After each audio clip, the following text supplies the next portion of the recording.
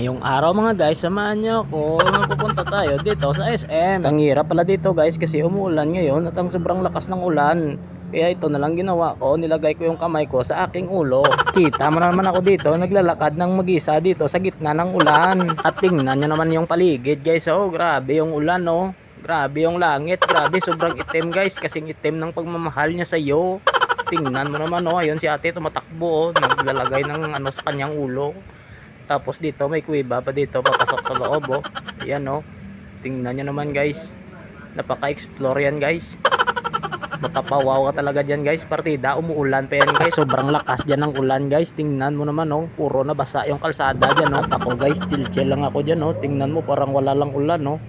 Parang baliwala lang yung ulan. Malaman lang yan bukas kung sumakit yung ulo ko. Diyan na yan. Yan na yung kalalabasan. Pag sumakit na yung ulo ko, malamang lagnat na yan. At ayan guys, may kasama pala ako dyan guys. Kasama ako sa trabaho guys. Ayan oh.